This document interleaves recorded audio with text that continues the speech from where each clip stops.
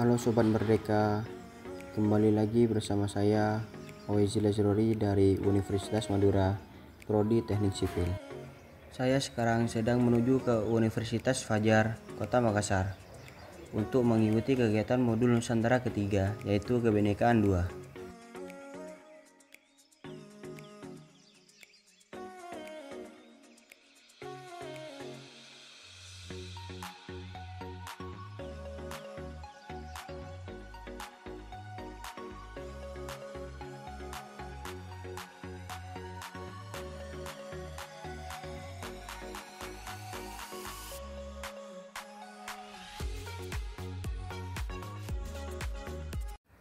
Nah, sekarang saya sudah sampai di Pura Girinata, di Jalan Perintis Kemerdekaan nomor 162. Pura Girinata di Makassar adalah sebuah pura Hindu yang didirikan pada tahun 1968 dan diresmikan pada tahun 2004. Pura ini merupakan pura pertama dan terbesar di Kota Makassar yang berfungsi sebagai tempat peribadatan umat Hindu.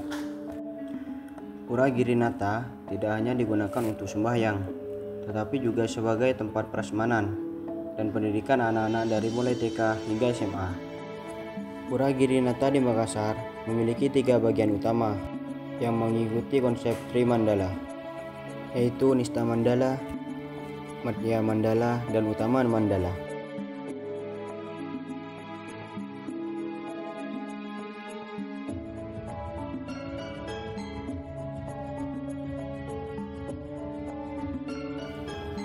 Gereja Immanuel di Makassar adalah sebuah gereja Kristen Protestan yang memiliki sejarah yang panjang. Gereja ini didirikan pada tahun 1885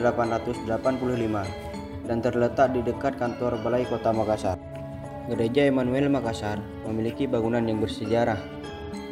Pada tahun 1992 dan 1999, gereja ini mengalami proses pemugaran dan dilindungi oleh Undang-Undang Suaka Peninggalan Sejarah dan Purbakala Provinsi Sulawesi Selatan dan Sulawesi Tenggara.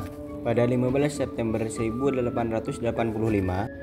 Pendeta J.C. Knatel meresmikan pemakaian gedung gereja yang telah dibangun kembali dengan nama resmi Gereja Pangeran Hendrik. Namun umumnya disebut dengan Gereja Protestan atau Gereja Besar.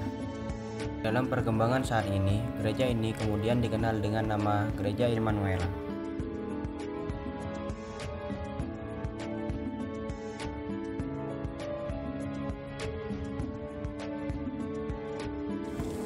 Kelenteng Siangma merupakan salah satu kelenteng tertua di Kota Makassar, berlokasi di Jalan Sulawesi.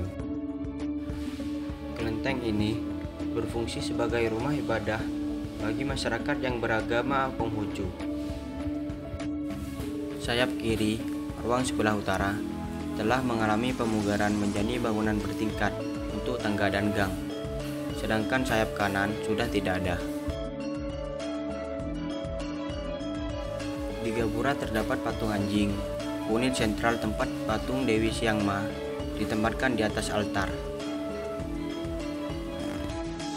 Kelenteng Siangma menyusung arsitektur Tionghoa yang dikombinasikan dengan unsur hiasan pada susunan balok-balok, kolom, dan konsul.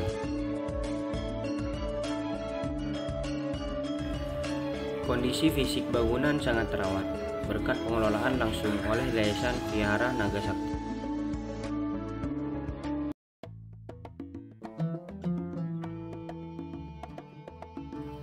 Masjid Muhammad Cheng Ho di Makassar adalah salah satu masjid yang mengambil nama dari Lakshmana Cheng Ho, seorang panglima dari Tiongkok yang berdakwah di tanah Makassar pada masa lalu. Lakshmana Cheng Ho dikenal karena perannya dalam menyebarkan agama Islam di Indonesia, termasuk di tanah Makassar. Masjid Muhammad Cheng Ho di Makassar memiliki ciri khas arsitektur yang menggabungkan nuansa Timur Tengah, Tiongkok, dan budaya setempat.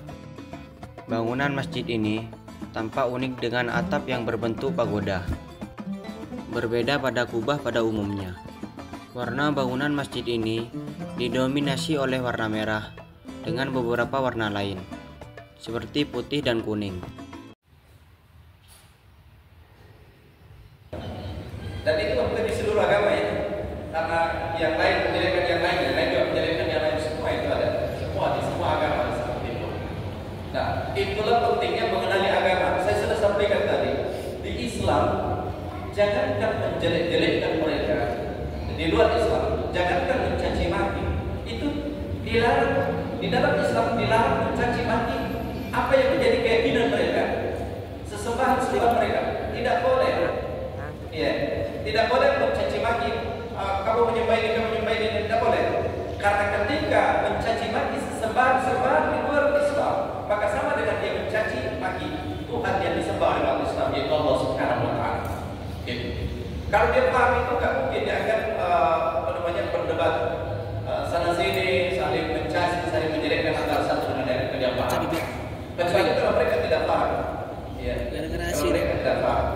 Yang saya ingin sampaikan garis bawahi bahwa dalam toleransi itu cukup satu sebenarnya kata kuncinya. Ya, bagimu agamamu dan bagiku agamamu. Saya beri ilustrasi sederhana temannya. Teman-teman sekalian, kalau kita berada di sebuah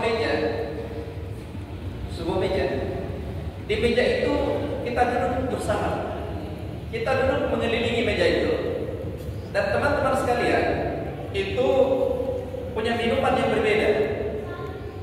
Ada yang suka kopi, ada yang suka teh, ada yang suka susu, ada mungkin suka minuman yang lain.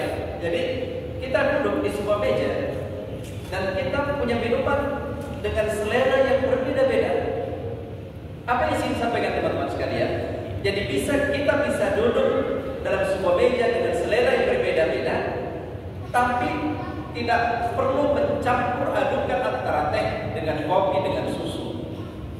Silahkan minum masing-masing. Hargai pilihannya orang. Kalau ini teman kita suka teh, ya silahkan minum teh. Saya sukanya susu, saya minum susu. Gak usah dipaksakan untuk dicampur antara teh dengan susu atau dengan kopi. Ya, di situ kita ngobrol, kita cerita. Itulah toleransi sebenarnya. Kita berada dalam sebuah negara yang sangat besar ini, negara Kesatuan Republik Indonesia, dengan berbagai macam latar belakang, baik latar belakang pendidikan, latar belakang suku, bangsa dan agama. Kita berada dalam sebuah meja yang besar disebut di Indonesia, dan kita punya pilihan masing-masing, baik dari sisi agama ataupun yang lainnya. Maka kita harus saling menghargai dan saling menghormati antara satu dengan yang lain. Itu yang mestinya kita jaga. Ya, tapi memang ya namanya juga di media sosial ya. Sekarang ini zamannya yang tidak terbatas lagi ya. Orang-orang